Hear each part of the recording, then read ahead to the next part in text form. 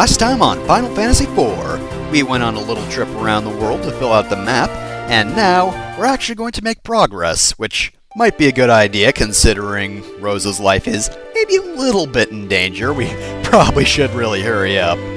So this is Troya Castle.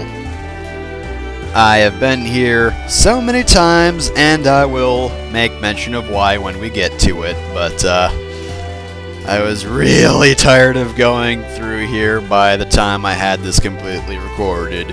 And by the way, the next dungeon is one I really don't care for, so yeah, this is fun to record.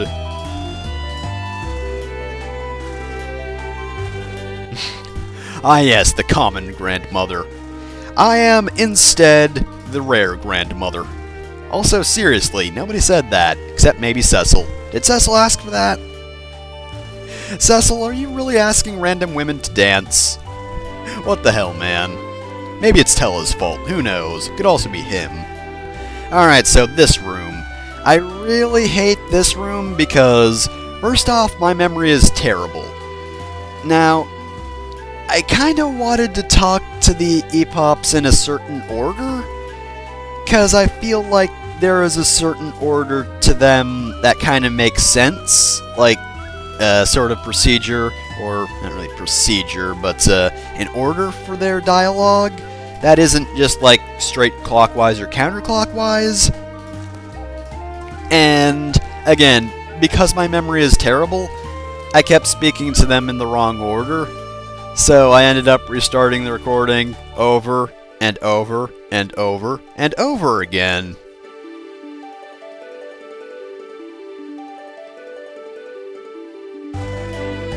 So anyway, this is why I was making note of things being non-metallic in the last part, and why you're also going to want to keep the wooden hammer for Cid. Because there's going to be a very specific gimmick to our next dungeon, and it's going to be ever so fun. So here's the crystal chamber, kinda useless. What with there not being any crystal in there at the moment. So we'll take our leave of Troya. Well, there are a few rooms we could go to, I guess. There's a little something to the left, and there's a little something to the right. And Cecil's just thinking about Cain. Well, probably not. Rydia kinda got eaten, you said it yourself. It does? I don't know how you can tell from the castle, but whatever. Wait. Seems to be a prince? Well, there's only one character I know who could be a prince that would wash up after the attack on Damcian. Let's see, where is he? Come on, where is he? Where is he? Oh, for crying out loud. Of course this place is a mild maze. I was about to say mage. No, it's a slight maze. Not exactly, but seriously. Where is anything here?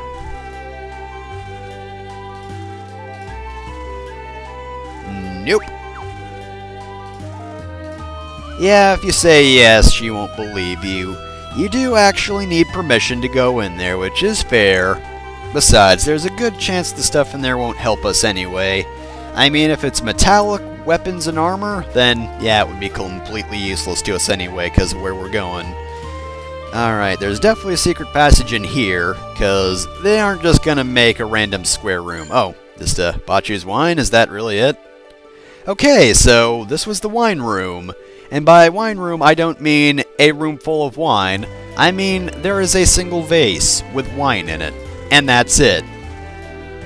Well, we can't go to the actual treasure room, but there's another treasure room here we can just casually take from. Couple of tents. What's in here? High potion, not bad. High potion again. To be honest, some ethers would make more sense and be a bit more useful. Thank you very much. Another ether. Yep. We're gonna need those for Tella. And lastly, we get a ruby ring and another one, of course. Alright, you know what? I'm not going to subtly check what the ruby ring does. Certainly not. What are you talking about? So anyway, now that we have those items, let's see if we can look for this supposed prince. Again, there's only one person I could possibly think of who would fit that description, and if it is who I think it is, then that's excellent. Alright. Ah, I see. Okay, so, ruby rings aren't that good defensive-wise, but you can resist pig. That's their one defining feature. Alright, where are we now? Infirmary? Is this it? There he is! It's Edward!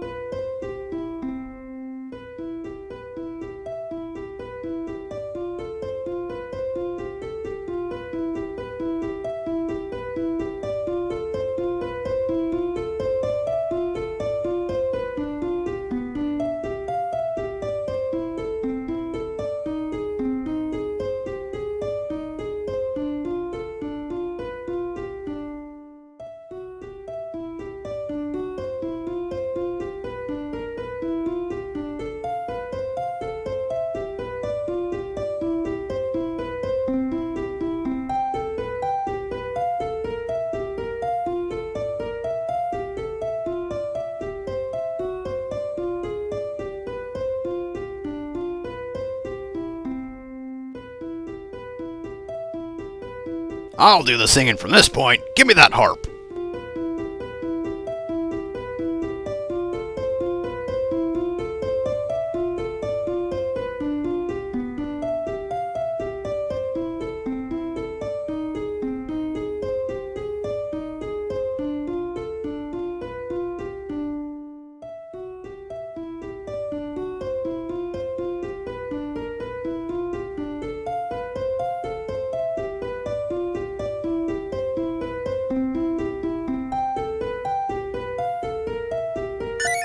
Oh boy, he gave us a magical dandelion.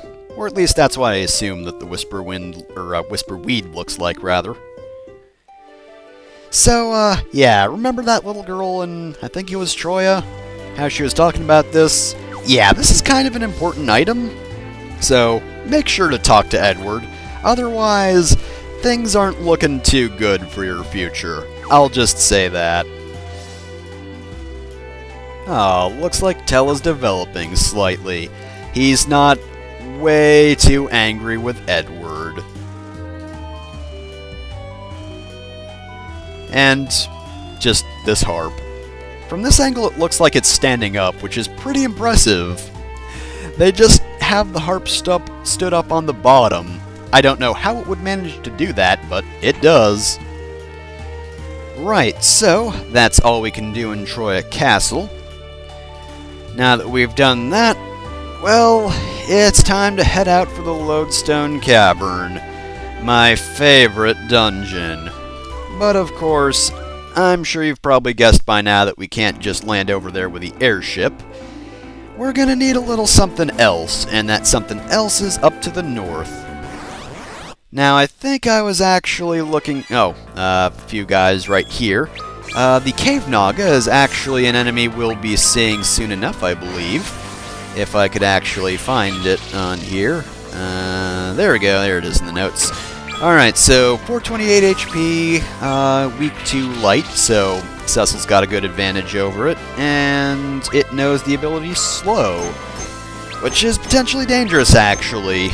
You don't really want to be hit by Slow, because then that means your ATB bar is going to be filling out, well, slower.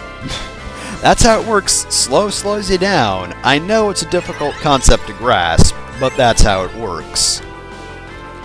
So yeah, we just have one of these guys who are going to appear in the next dungeon, kind of just hanging out around here in the forest around Troya. But hey, I guess it means we won't actually have to... Oh, right, that's why I'm not doing a lot of damage. I have already changed my equipment. So yeah, I guess I should mention that briefly, but metallic equipment in the next dungeon is a bad idea, because not only do we have a bit of an unbalanced party, it's definitely more on the physical fighter side of things. Yeah, you can't use metallic items. I forget if there's any particular way to tell if an item's metallic other than just guessing. You can look it up. It's actually fairly easy to guess. Those shard items that I have equipped on Cecil aren't very good, but they'll at least allow him to do some damage. Anyway, up north we have this little spot up here. This is not just any normal chocobo forest. Well, I guess this is a chocobo village, really. And I'd probably spend a few moments looking around for something, right? If I had to guess... Well, we're going to heal up first because the white chocobo is also special in that it restores your MP. Not the HP though, so yeah, that's why you always heal up and then use the white chocobo. Also get some Giselle greens, but we're here for this little guy. And with him, we can now fly through the skies on a bird instead of an airship. Now, Black Chocobo is a lot slower than the Enterprise, but at the very least it allows you to land over here, which you wouldn't be able to otherwise. I love that it makes a puff of smoke as it goes down. Also, if you get back on the Black Chocobo, I believe it will automatically fly back to the forest. And I screwed up on editing again. Go past me. Wow, I really screwed up. Yeah, you say that. The game does tell you that Yong's claws are fine, so it gives you a few hints, but yeah, here we are in the Lodestone Cavern. Make sure you have items that won't get you completely screwed over in battle. The ruby rings are fine, don't worry, those aren't metallic. I would have thought there'd be metallic stuff around them, but apparently not. So, basically how this works is, if you get into a battle with metallic equipment, whatever character has that equipment on will be paralyzed, and I don't think can actually be cured of paralysis while in battle, unless they unequip their items. If all characters are equipped with metallic items, that's an instant game over.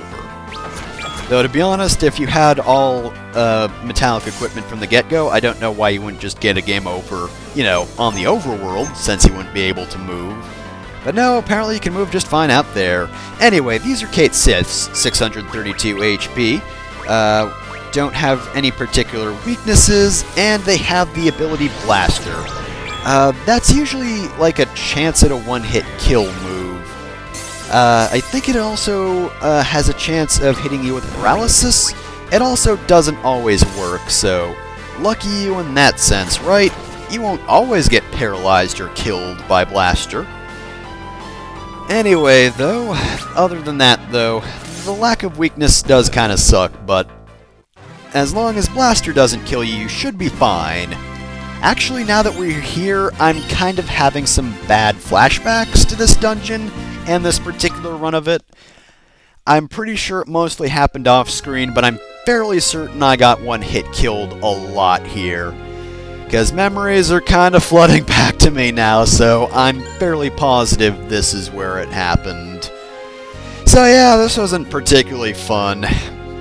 So, Lodestone Cavern. Doesn't look particularly amazing. The little stones in the back look kind of cool, I guess, but other than that, kind of generic cave. Anyway, other than the Kate Sith, we also have ogres. Ogres are very tough physical enemies. 1065 HP, so they have a lot of HP as well, but 25 strength. Yeah, they're not the worst enemies, but they are pretty tough. They are, however, weak to light attacks, so if Cecil did have his sword, that would help. So, I guess I can start talking about, well, general party stuff, as in the party of characters we're using. We're not just going to set up a party down here. This seems like a terrible place for it. I would not want to drink a beer down here with all of these horrible monsters trying to murder me, especially if I had metallic objects and thus could not move. Doesn't seem like my idea of a good time. So, I guess I can just start off by saying I really like how well this game handles the party. You always have certain set characters throughout the course of the game. So it's kind of like Final Fantasy II. You know, in 1 and 3, you can choose your own party, basically. But this game does it a lot better than Final Fantasy II, because Final Fantasy II, you basically just had the same 3 characters and a guest party member that just rotated around. But they didn't really have anything special about them, so it was also kind of like Final Fantasy I in that you could still set them to be healers or damage dealers or what have you. Even though I don't feel like Final Fantasy II worked that well in terms of making your own party like that, you know, it at least tried for this. This game has set characters who have specific abilities, and oh wow, this battle is going horribly. Yeah, they have set abilities, so you know, they're all very specific characters who have specific uses, and I think they actually pull that off very well in this game. You know, I've made note multiple times about how characters, you know, fulfill a certain role in every dungeon. Like the previous one, I mentioned that Yong's shifted to a damage dealer, where Cecil's more protection. And you know, you can pretty much think of any characters given use in any given dungeon, no matter where you are in the course of the game. So that's why I'm pretty sure that while Lodestone Cavern is not a fun dungeon and is not really fun to play, I'm pretty sure it's done on purpose. Because first off, you're given a very specific sort of handicap in that you can't use metallic items. But most of the good items are metallic, so you're actually setting your equipment back a bit by doing this. And not only that, I think this is the first time since the beginning of the game where we've really had such an imbalanced party, or at the very least, one that's imbalanced towards physical fighters. Because, of course, at the start we had Cecil and Kain working together. You know, they're both physical, neither of them use magic. But then you had Cecil and Rydia, Cecil with Rydia and Tella. After that, you had Rydia and Edward. Edward is definitely more magic, even if he isn't just, you know, straightforward magic. Then you got Rosa. Then you got Yong, and he was the first physical character you got in a long time. And, you know, roles changed a little bit. Not too much, because, you know, Cecil was still a damage dealer and nothing more. And of course, now we're at the point, well, I should mention before, of course, when we were at the point of the game where we still had a majority magic users because we had Palamporum and Tella, even though we had Cecil and Yong, who were both physical fighters. But now we're at the point in the game in which Yong is pretty much 100% the attacking character, because Sid and Cecil are definitely more physical. Cecil does have magic, of course, but his physical and defensive capabilities are a bit more useful. We also have Sid, who I'd honestly say is more support than anything else, but he's definitely not a magical character. In fact, his MP is 0 now. I'm pretty sure it's 0 for the entire game. I don't think he has any magic stats whatsoever. So yeah, he is one of the only characters in the game that is completely non-magical. I think even Kain has some potential for magic, which means you definitely shouldn't give Sid any sort of magic-based augments, because those will go to waste. But yeah, now, Sid is here basically to augment, different augment this time, all of your items, you know, give it particular abilities like fire or ice or whatnot. I don't find it the most useful, but, you know, otherwise he's a damage dealer who does decent damage. He's doing more than Cecil at the moment, certainly. And in fairness, if I remember correctly, he's close to Yong in terms of what he can do. Well, maybe not that close, but he does a fair amount at least. But I'd still call him more of a support character, given his abilities do sort of lean that way, you know. He has, of course, shoot, I keep forgetting the ability's name, but it's the one that just, Upgrade, that's it, it's Upgrade. Upgrade and Analyze are both, more support abilities, though Analyze for me is definitely the more important one, because, man, just having a character who can analyze all of the enemies at once is really useful. Of course, Tella is the magical character in this event, and Again, we are kind of back to the beginning of the game when we only had Tella and Rydia, except this time we only have Tella. Because Rydia was weak at first, but she grew. Tella at first was, pretty good magic-wise, but was quickly replaced as the magic damage dealer. And now we only have him, and he's the only one using magic, so, that is another reason why I'm pretty sure the designers were just huge jerks when making this, because everything about this is pretty darn calculated. There was some care and attention into basically the game balancing and, how the party would be at a certain point in the game. Also, hold on a sec, I need to take a drink. Also, these are Mind Flayers, they have 600 HP, and the ability Mind Blast, which they pretty much always do in the series. Mind Blast is a pretty dangerous ability, because it causes paralysis and sap. It does differ from game to game. Usually it's just based on the fact that a game has different mechanics. But anyway, enough about that. So yeah, it's very calculated, very well done. Now, Final Fantasy IV, I believe I've said, isn't my favorite classic Final Fantasy game. That being said, mechanically it is brilliant, and I cannot praise it enough for even the original versions being just so well constructed. Because again, I probably could, at pretty much any given point, tell you the use of any party, and who has what role in it. That's not really something you can say about this game's sequel, The After Years, which came out way after this game did. Was a WiiWare game at first, I think? Yeah, I actually recently watched an LP of that, and I went in, being interested in the game. I was looking forward to what it could do. And, a lot of people's complaints about that game is that it repeats too much. And I mean, I guess that is kind of a problem, but my major problem with that game is just the fact that they don't put nearly as much care and attention into how that game is designed as this game does. These are cave bats. They're extremely annoying. They only have 334 HP, but they also have the ability Blood Feast, and I believe we've already seen how annoying that ability can be before. But anyway, yeah, After Years, really poorly designed, actually. Like, for pretty much the entire game, well, basically the game is separated into stories, which is kind of a cool idea. Like, each character has their own story until the end where everything comes together. But the problem is, you pretty much always have a really shitty party that's not really equipped for much of anything. The new characters are kinda bad, not very well balanced at all, and you usually only have a party of like 2 characters, which is really bad.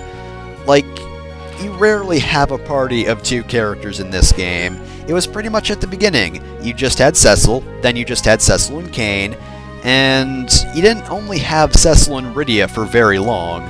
Like, even when you do have only 2 characters, it's for a very short amount of time.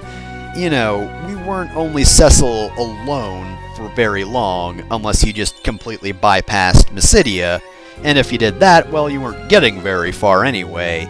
But yeah, it doesn't really do that to you too terribly often. Usually you have at least 3 characters, and all of them are pretty useful. Fairy Claws, I believe these are some status effect claws that might be useful.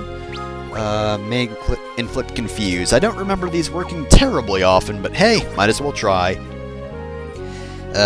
One of the biggest examples I can think of from the After Years is in Porom's Tale, which is really bad in its own right, but mechanically it's also, well, maybe not mechanically per se, but in that story, there are a bunch of segments in which you only have Palom and Porom to use. Yeah, you only get to use the 2 mages, who are very weak, well, physical-wise. Magically they're pretty good, but that doesn't count for much.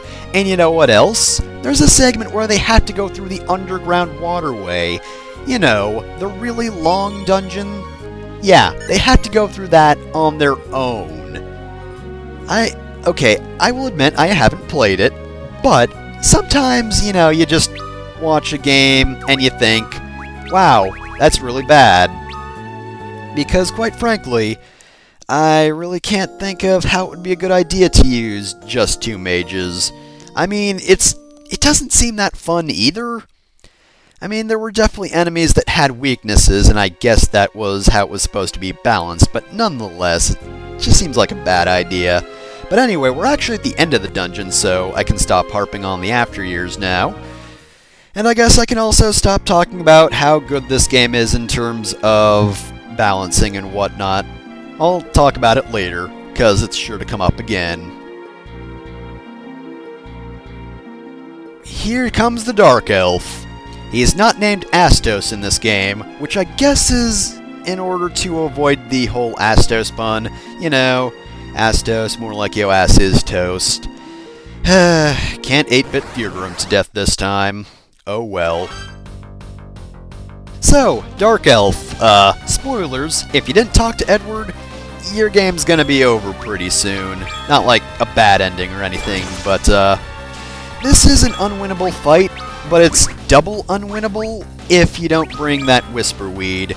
Because instead of using the spell he's going to use at the end, he'll use Quake, and it'll just kill you, because it'll do 9,999 damage. You'll just be dead. So, yeah. Instead, though, we just have to survive for a little while. Alternatively, you could actually equip metallic equipment, and then everyone would start the battle paralyzed, and then we'd move on. Oh yeah, and by the way, if you hadn't noticed, I actually organized my spell list. It takes a while for me to remember to do that, but I do like to do that off-screen, because why would I bore you doing that on the screen? That would just be rude. So he's not going to do too terribly much. Doesn't seem like he's that fast. He's just gonna bob back and forth. Back and forth. Oh yeah, apparently he's got good evasion. I forgot about that. Which means he's probably ready to kill us now. Yep. Behold the powery face, and he's going to use Fire? Thought he used a different spell. Maybe he's not ready to kill us just yet. Oh, nope, there we go. Maybe it's in older versions, but the battle will automatically end eventually when he uses Tornado on you, which of course reduces you to low HP.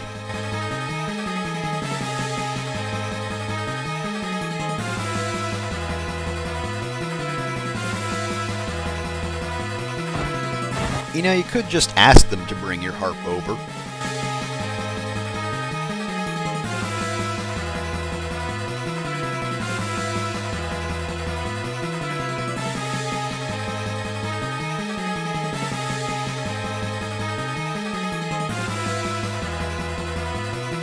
You know, if he's going to insist, you could just sit him back down on the bed and then get the harp for him. I mean, if he's gonna walk all the way over there anyway.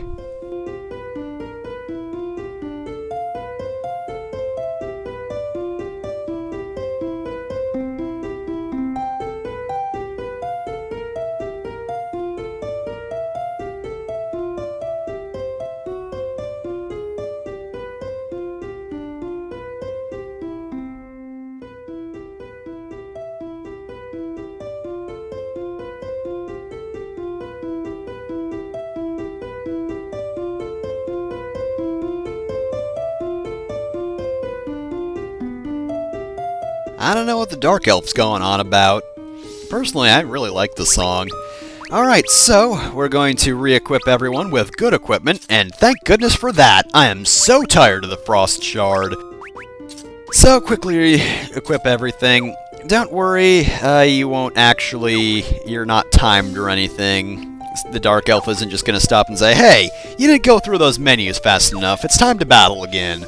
So take your own time, and when you're ready, talk to the Dark Elf. I mean, I don't think you can leave, but we can fight at our own pace. Right, so the Dark Elf is now actually possible to defeat. Kind of. He still has 99,999 HP, which is true in both of his forms. This time around, he only has the spells Fyra, Blizzara, and Thundara, but they don't do nearly as much damage. In fact, that hardly did anything at all.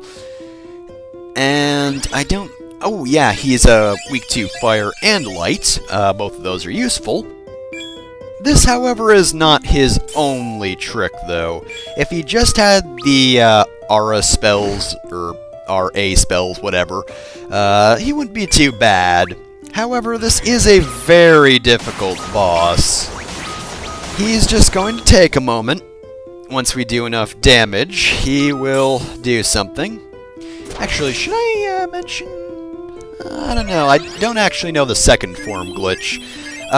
Next time we fight a boss with 2 forms, I'll try to remember to look up the 2 form glitch beforehand.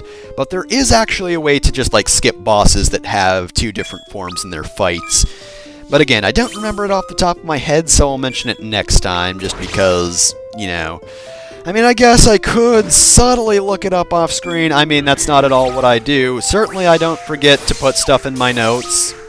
Certainly I don't just look up the enemy HP and stats and whatnot and abilities and put those down and then forget everything else. Definitely not. What are you talking about? That being said, this does go on for quite a while. I mean, I know you want to shimmy and shake, Dark Elf, but, you could move on. Oh, wait, we're missing, so I'm pretty sure... Oh, no, I guess that just means Sid's kind of bad.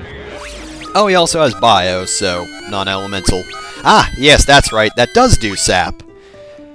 Or it does sap to us, at least. I don't know if it does it to the enemies, because I rarely use Bio, but, yeah, we do have to deal with that, and honestly, that's not really too fun. Because when he does change forms, that's not going to be too good for us. Also, if I was thinking, I probably should have had Cecil throw up some barriers, you know, some protects and shells. And I'm really hoping sap wears off before he goes to his second form. Oh crap. Oh sure, now that I don't want you to go to your second form, you do. So, he transforms into the Dark Dragon, 7,854 HP, 33 strength, still has the same weaknesses to fire and light, and now he has the ability Dark Breath. This one is pretty tough because he's got a pretty good physical attack, and Dark Breath ain't exactly a joke. Yeah, see, 762 damage to Yang. So I went with a very specific strategy here. You can't have Yang focus before he berserks himself. Either way, he's going to be doing a lot of damage, but a berserked Yang who has focused beforehand is going to do a lot of damage before going to his already high damage of his normal attacks. So the choice is yours. I'm going to have Tella use a fire spell, because of course he's weak to fire, and meanwhile Cecil will just heal everyone since Tella's going to be busy. And of course, since Tella's going to be busy, you should also use the Spider Silk rather than have Tella cast slow, because you really don't want this battle to be going on for very long at all. Ugh, because look at that. That plus sap is not good. I do hope you get lucky and don't start with that, but yeah, that is actually a very good strategy for the fight. If you don't use that strategy and just attack normally, you probably won't be able to out-damage race him. But with that strategy, like with everything else, it makes the battle so much easier. Also, if I remember correctly, in earlier versions he was weak to Tornado, so yeah, that strategy is good, or the strategy I used is good for this version, to take him down very quickly before he has much time to do a lot of damage. But in earlier versions, you could just use Tornado on him. That would get him to low HP, and then you could finish him off. So that wasn't so bad, right? I mean, the dungeon was definitely a pain in the ass. That one random battle where I got blasted multiple times, that wasn't the only instance of that, but you know, the boss itself actually went down pretty easily, and I don't think I had too many failed takes of that, so you know what? Even with the stuff at the start where I failed to talk to people in a certain order, and the dungeon, I would say that went fairly well. And that's only a little bit of a lie. So, Tella, he can't teleport us out. Emergency exit, take me out instead, please. Right, so now that we're done there, let us chocobo our way back, and as I said before, this happens automatically. I guess it's so you can't get stuck, maybe? Or just to make things easier for you. I mean, personally, I don't mind if it's just going to take us right back here. Alright, with that finished, we can go back to Troya Castle. I'm sure they'll appreciate having the crystal back before we then hand it over to Golbez so he doesn't kill Rosa. But, you know, I'm sure they understand. Yeah, I've already been welcome to Troya. No need to say that. Alright, so I killed the Dark Elf. It was kind of annoying, but hey, it's done. And hey, while we're here, why don't we go talk to Edward? Because he did save the day there. Hey Edward, how's it going? So, it's thanks to you that we weren't killed. No, actually, we're ghosts. Ooh, we're haunting you for failing us.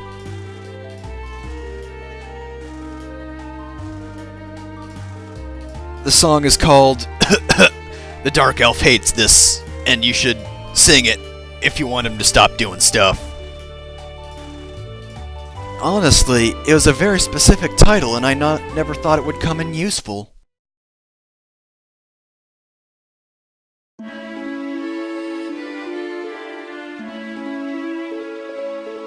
Aw, look at that. Tella really has developed as a character. Anyway, back to Vengeance.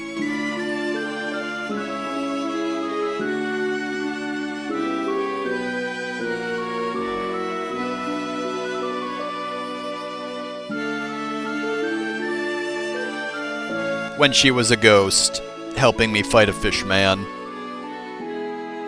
And we got Bard Song.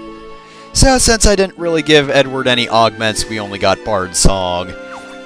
And let's see what everyone's got to say.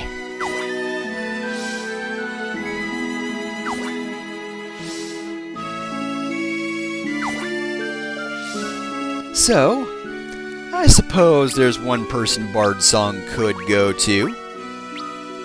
We are saving most of these for a later date, but I think Tella should take Bard Song.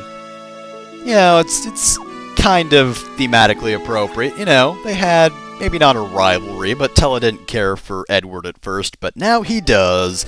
And now that he understands Edward and respects him, now he has the power to sing. Okay, so you can also get Salve and Hide from Edward. Salve you get if you give him 1 augment, Hide you get from 2 augments.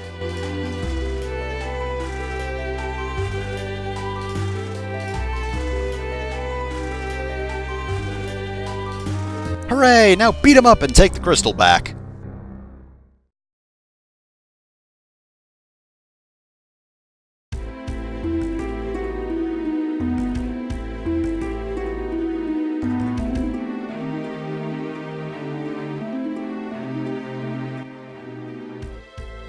Well, alright then. Apparently that wasn't a cutscene. You cannot truly... I don't know what he was going to say, but... truly something. Right, so anyway, you heard the man, right? I mean, I hope you understand, but you don't just say no to Liam O'Brien, so, yeah, guard it well. And by guard it well, I mean you're just going to hand it over to him, aren't you?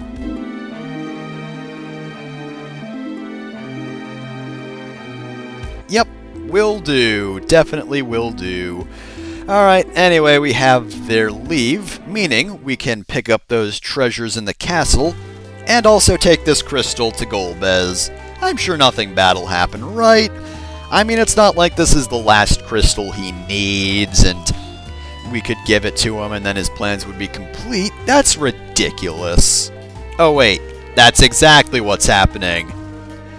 Well, we'll just go to him, and then we'll give him the crystal, he'll give us Rosa, and then we'll say, look over there, and Golbez will look away, we'll grab the crystal, then run.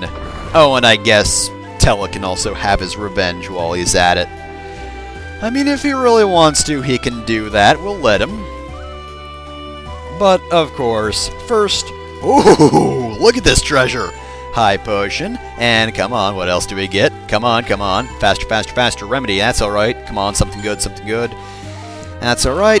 Dry ether, it's just a better ether, even though it sounds worse. I mean, personally, I wouldn't really want something that sounds dry, but whatever. Great bow, not useful, because no one uses a bow here. I mean, once we have Rosa back, it'll be good, but until then, kinda useless. They are giving us a lot of arrows, though, and a lot of money. Sweet. Alright, so, gotta say, this treasury, pretty good. Ooh, silver apple. That permanently increases your HP. I don't believe we've gotten any of those before. There are also the golden apple items, which do a very similar thing, but give you more HP. I think it's only 50 HP at a time, though. I could be wrong about that. So anyway, that's it for the Treasures of Troya, meaning we're done here. By Troya, we'll totally be back with a crystal, I promise you. That made-you-look plan is going to go off without a hitch. I can tell you that much right now. So, next time on Final Fantasy IV, we will board the airship as Kain told us to, and then go off to wherever it is he's going to take us. Hopefully not to some sort of death trap. Wouldn't that be awful if they tried leading us to our deaths? Oh man, I would hate that. Anyway though, I'm sure we'll be perfectly fine next time on Final Fantasy IV.